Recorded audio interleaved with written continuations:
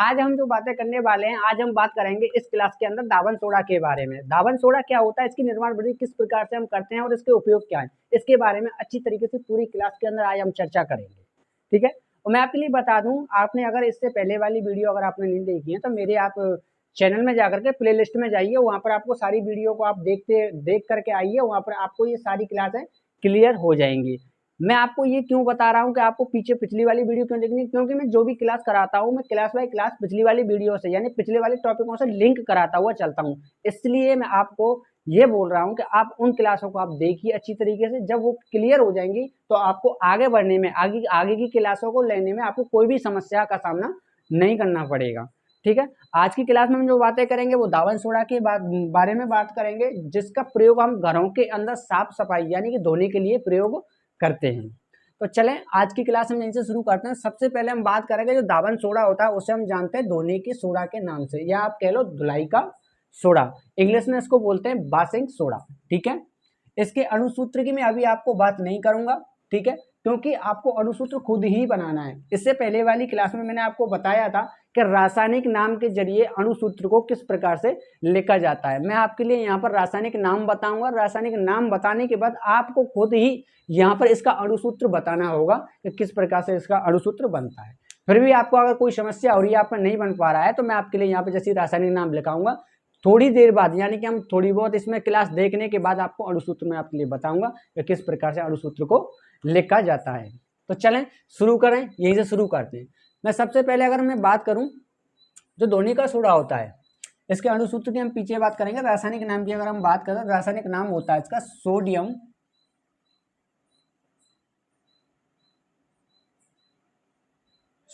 Carbonate. आपको रासायनिक नाम से ही समझ में आ गया होगा कि किस प्रकार से इसका अणुसूत्र लिखा जाएगा। अगर आपको जो हमारे सारणी के अंदर तत्व दे रखे हैं, अगर उनका तत्वों का थोड़ा सा भी आपको ज्ञान है कि तत्वों को किस किस नाम से हम जानते हैं, अगर उस चीज का ज्ञान है, तो आप अणुसूत्र को इस रासायनिक नाम के जरिए बिल्कुल अच्छी तरीका से कहीं पर भी लिख सकते हैं। ठीक है, अब अगर हम बात करें इसकी प्रकृति की बात करें, इसकी प्रकृति कैसी होती है, जो हमारा धावन सोडा जो होता है उसकी प्रकृति कैसी होती है, तो जान लीजिए इसकी प्रकृति होती है क्षारीय। इससे पहले वाली क्लास में मैंने आपके लिए क्या कराया था, बेकिंग सोडा कराया था, तो उसकी प्रकृति कैसी थी, क्षारीय थी। और उससे पहले वाली भी क्लास में मैंने आपको किसके बारे में बताया था, कास्टिक सोडा, जिसे हम सोडियम हाइड्रोक्साइड के नाम से जानते हैं, उसकी भी प्रकृति कैसी थी, क्षारीय थी। ठीक है, अब हम बात करें बनाने की विधि की। अगर मैं बात करूं, जो आप देख रहे हो बनाने की विधि की अगर मैं बात करूं, तो यहां पर बिल्कुल पहले की तरह ही मैं आपसे बात करूंगा। इससे पहले वाली क्लास में मैंने आपको दो तरीके से निर्माण विधि बताई थी, यानी कि हम बेकिंग सोडा की जो बात कर रहे थे, मैंने आपको दो प्रकार से बेकिंग सोडा की निर्माण विधि बताई थी। यहां पर भी मैं आपको धावन सोडा के बारे में बिल्कुल दो विधियों से ही आपके लिए बताऊंगा। आपको जो भी विधि बढ़िया लगती है आप एग्जाम के अंदर उसी को लगा करके आना, मगर वो आपको एग्जाम में नाम से अगर पूछता है तो आपको नाम के अकॉर्डिंग विधि लगा के आनी है।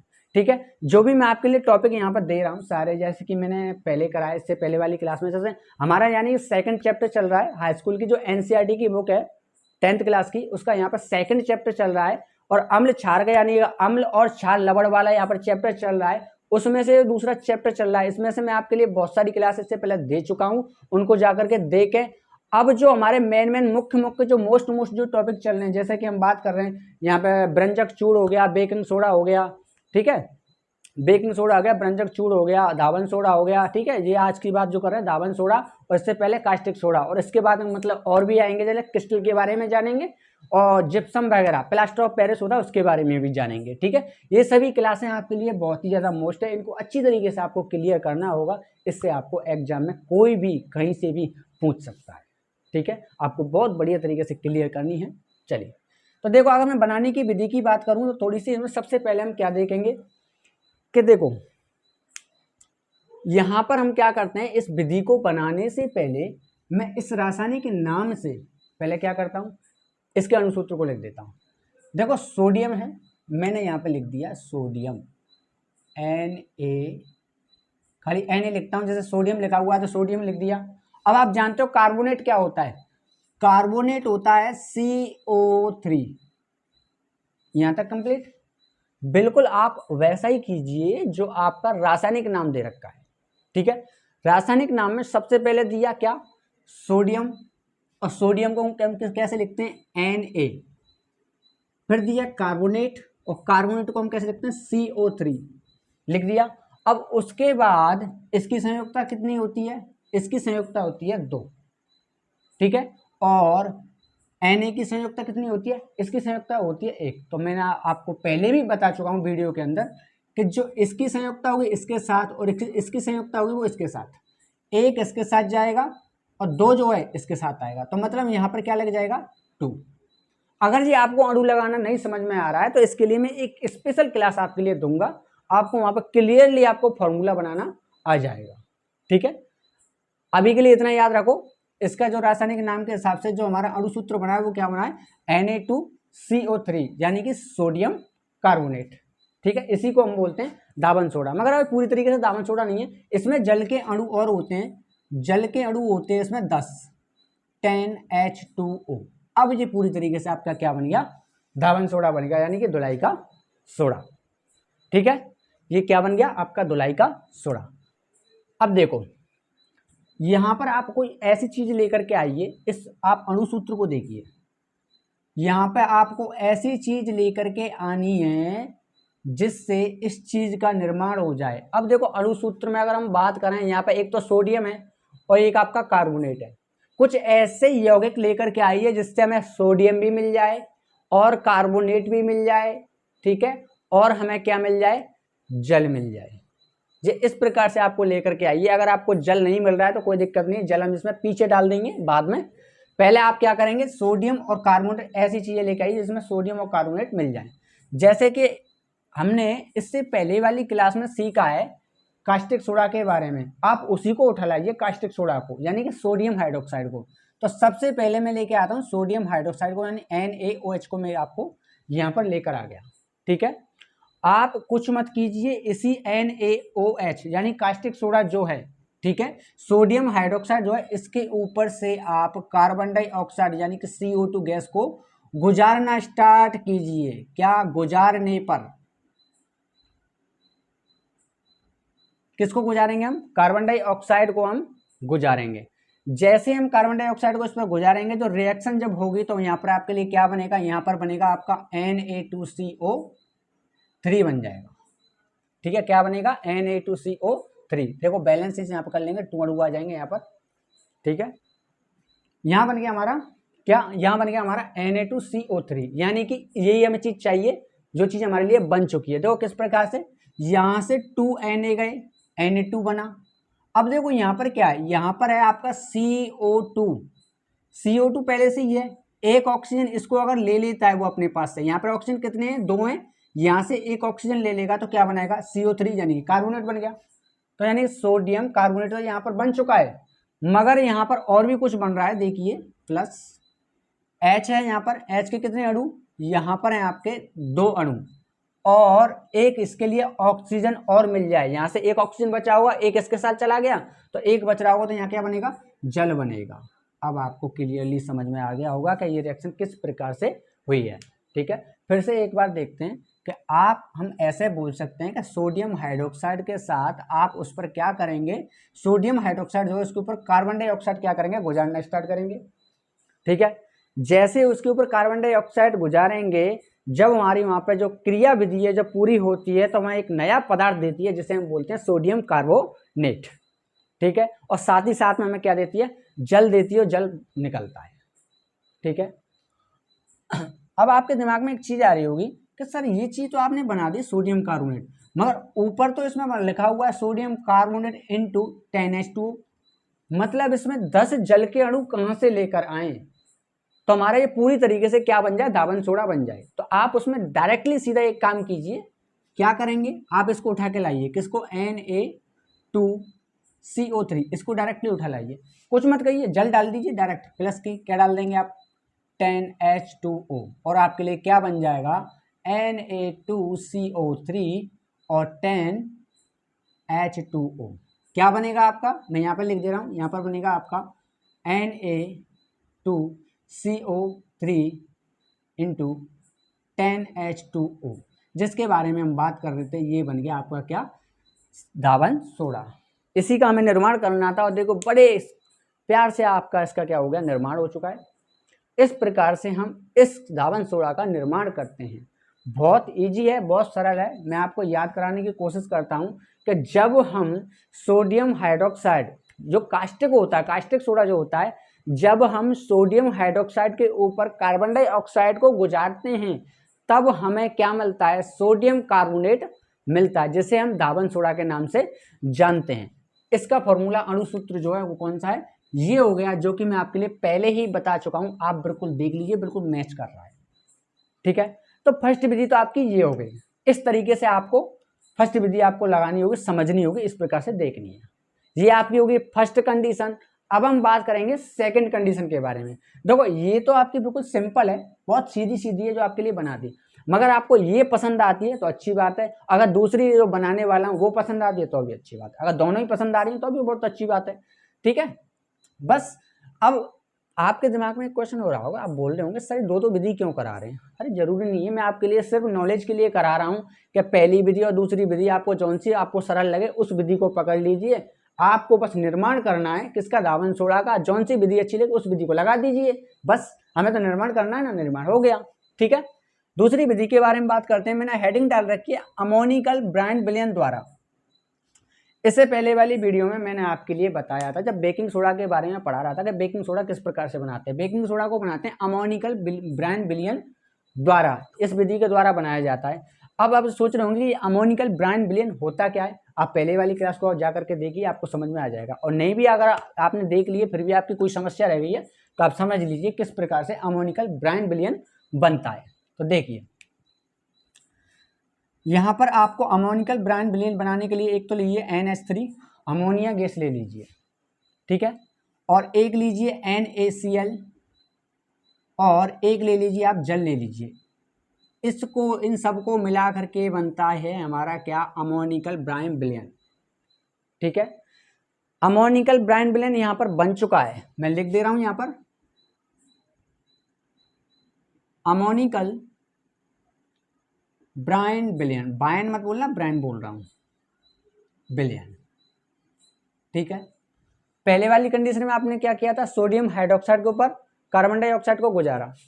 दूसरी वाली विधि में अमोनिकल ब्रांड विलयन जो विधि है, जो अमोनिकल ब्रांड विलयन जो है उसके ऊपर आप क्या करेंगे, कार्बन डाइऑक्साइड ही गुजारेंगे। ठीक है, क्या, कार्बन डाइऑक्साइड को ही गुजारेंगे, मगर किसके रूप में, अधिकता की मात्रा के रूप में। अधिक यानी कि ज्यादा मात्रा में आप इसको क्या करेंगे, यहाँ पर कार्बन डाइऑक्साइड को गुजारेंगे। तो यहाँ पर आपका बनेगा क्या, बनेगा यहाँ बनेगा NaHCO3। ठीक है, और आपका साथ में बनेगा NH4Cl। आप कह रहे होंगे सर ठीक है, ये कार्बन डाइऑक्साइड अमोनिकल ब्रांड विलयन के आपके अमोनिकल ब्रांड विलयन के ऊपर आपने कार्बन डाइऑक्साइड को गुजारा और हमारा बना NaHCO3।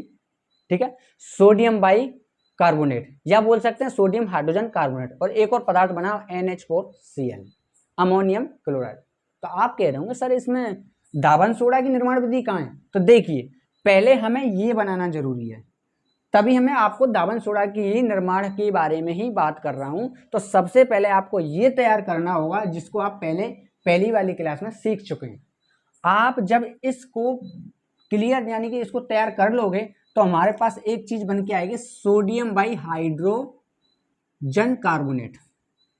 एक हमारे पास चीज क्या बन के आएगी, सोडियम हाइड्रोजन कार्बोनेट बनकर आएगा। जो यहाँ पर सोडियम हाइड्रोजन कार्बोनेट बनाए उसको आप इधर उठा के लेके आइए, क्या, NaHCO3 में यहाँ पर लेके आया। अब इसी को आप क्या करेंगे, इसी को आप गर्म कीजिए। गर्म करने पे देखो क्या बनता है, Na2CO3, ठीक है, और CO2 प्लस H2O यहाँ पर इस तरीके से बन जाएगा। ठीक है, यहाँ पर बैलेंस कर लीजिए। इस प्रकार से आपको यहाँ पर दो अणु लेने होंगे, सोडियम बाई कार्बोनेट का आप दो अणु ले लीजिए। यहाँ पर आप क्या करेंगे, इसको गर्म करने पर आपको एक तो बनेगा आपका सोडियम कार्बोनेट बनेगा, एक कार्बन डाइऑक्साइड बनेगी और आपका जल बनेगा। मतलब हम कह सकते हैं इसको हम जब तोड़ेंगे तो इस प्रकार से ये अलग अलग टूट जाएगा। ठीक है, अब आपको यहाँ पर क्या करना है, यहाँ पर जो आपका सोडियम कार्बोनेट जो बना है आप इसको उठा करके लाइए। तो आपका यहाँ पर इसको उठा के जैसे लाओगे यहाँ पर आप क्या करें, इसमें जल डाल दीजिए। जल डालने के बाद आपका क्या बनेगा, धावन सोडा। ठीक है, यहाँ पर क्या प्राप्त हो रहा है, सोडियम कार्बोनेट प्राप्त हुआ। तो इसको उठा के लेके आइए Na2, जैसे पहले वाली कंडीशन मैंने आपके लिए बताया है, CO3 को मैं उठा लाया और इसमें आप क्या करेंगे 10 यानी जल के अणु इसमें डाल दीजिए। तो आपके लिए क्या बन जाएगा Na2CO3 इंटू 10H2O, लो बन गया धावन सोडा। इसी के बारे में तो हमने सीखना था, इसी की तो निर्माण विधि को हमें करना था, जो होगा आपके सामने आ चुकी है। अब आपको बाकी में दोनों कंडीशनों के बारे में अच्छी तरीके से क्लियर हो गया होगा कि किस प्रकार से हम धावन सोडा की निर्माण विधि जो है, धावन सोडा की जो निर्माण विधि है, इसको हम किस प्रकार से दो कंडीशनों में बना सकते हैं। ठीक है, तो इसको थोड़ी सी रिवाइज के लिए मैं आपको लिए थोड़ा सा आपके लिए समझा देता हूं। पहली कंडीशन में आप क्या करोगे, सोडियम हाइड्रोक्साइड पर आप कार्बन डाइऑक्साइड गुजारेंगे। तो यहां पर आपके लिए क्या बनेगा, यहां पर बनेगा सोडियम कार्बन यानी कि Na2CO3। ठीक है, और साथ ही साथ आपका क्या बनेगा, यहाँ पर जल बनेगा। ठीक है, आप जल को छोड़ दीजिए, आप यहाँ पर जो ये बना है, ठीक है, इस लबड़ को उठा के लाइए और इसमें क्या कीजिए, जल डाल दीजिए। तो आपके लिए क्या बन जाएगा, ये धावन सोडा आपके लिए बनकर तैयार हो जाएगा इस प्रकार से Na2CO3 प्लस के 10H2O। ठीक है, इन दोनों को जब मिलाएंगे आपस में तो क्या बनेगा Na2CO3 10H2O, यानी कि धावन सोडा का फॉर्मूला यानी कि सूत्र आपका बन चुका है। तो यहाँ पर हम कह सकते हैं डायरेक्टली क्या बनाए, धावन सोडा बनाए। और दूसरी कंडीशन में आपको क्या करना है, पहले आपको बनाना होगा, तैयार करना होगा क्या, सोडियम बाई कार्बोनेट, जिसे हम दूसरे नाम से जानते हैं सोडियम हाइड्रोजन कार्बोनेट। अब उसको हम कैसे बनाते हैं, उसमें हम लगाते हैं अमोनिकल ब्रांड विलियन द्वारा, यानी कि अमोनिकल ब्रांड विलियन विधि होती है, उसका हम यूज करके नहीं, सबसे पहले हम क्या लाते हैं, सोडियम बाई कार्बोनेट बनाते हैं। और सोडियम बाई कार्बोनेट को बना करके क्या करेंगे, उसमें 10 यानी उसको क्या करेंगे, हम गर्म करेंगे। गर्म करने के बाद वो किसमें टूट जाएगा, सोडियम कार्बोनेट। एक तो टूटेगा आपका सोडियम कार्बोनेट और एक टूटेगा कार्बन डाइऑक्साइड, एक टूटेगा आपके जल में टूट जाएगा। ठीक है, अब जो सोडियम कार्बोनेट है उस लवड़ को उठा लीजिए, इसमें फिर से दोबारा से पहली विधि के तरह ही आप क्या करेंगे, इसमें 10 जल के अणु मिला दीजिए और आपको बनकर तैयार हो जाएगा धावन सोडा, जिसे हम बोलते हैं धावन सोडा।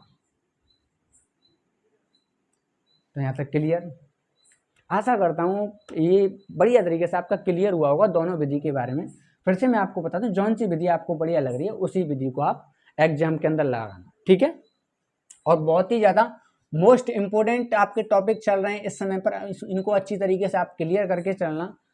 अब फिर भी आपको इसमें कोई भी आपको यहाँ पर कमी दिख रही है तो मुझे कमेंट बॉक्स में बताइए, उसके ऊपर मैं अच्छी तरीके से आपके लिए काम करूँगा और यहाँ पर क्लास में लेकर आऊँगा। ठीक है, तो चलो नेक्स्ट अगर हम बात करें इनके भौतिक गुणों के धर्मों की बात करें, भौतिक गुण क्या होते हैं। ठीक है, भौतिक गुणों की अगर मैं बात करूं धावन सोडा के, तो भौतिक गुण क्या होते हैं तो हम देख लेते हैं। देखो सबसे पहले भौतिक गुण की बात करूं, ये जल में घुलकर ऊष्मा प्रदान करता है। अब धावन सोडा को लेकर के आइए तो क्या थोड़ी हल्की हल्की सी क्या होगा, ऊष्मा प्रदान करता है। ठीक है, दूसरी अगर मैं बात करूं, ये रंगहीन गंधहीन क्रिस्टलीय, देखो क्रिस्टलीय, इसके ऊपर क्रिस्टलीय जो आपको दिखा रहा हूं आप समझ लीजिए बस थोड़ा सा। क्रिस्टलीय के ऊपर मैं अलग से स्पेशल आपके लिए एक क्लास दूंगा कि क्रिस्टलीय क्या होते हैं। ठीक है, क्रिस्टलीय के बारे में हम एक नेक्स्ट अगली क्लास में हम बातें करेंगे। ठीक है, अब थोड़ा सा इसको बस समझने के लिए मैं आपको यहाँ पे बता दे रहा हूँ कि कैसा होता है ये रंगीन गंधीन क्रिस्टलीय ठोस। ठीक है, जिसमें जल के अणु 10 होते हैं। आपको ठोस में देखने को मिल जाता है मगर इसमें जल के अणु कितने होते हैं, 10 होते हैं। ठीक है, दूसरी नेक्स्ट अगर हम बात करें शुष्क वायु को, अगर इसको शुष्क वायु में खुला छोड़ देते हैं, शुष्क वायु, यहाँ पर मैं लिखना भूल गया हूँ, शुष्क वायु में इसे रखने पर जल के अणु निकल जाते हैं, यानी कि जो 10H2O जल के अणु है वो क्या बाहर निकल जाएंगे, किसमें, जब शुष्क हवा के अंदर इसको हम रखेंगे तो वहां पर क्या होंगे, जल के अणु बाहर हो जाते हैं।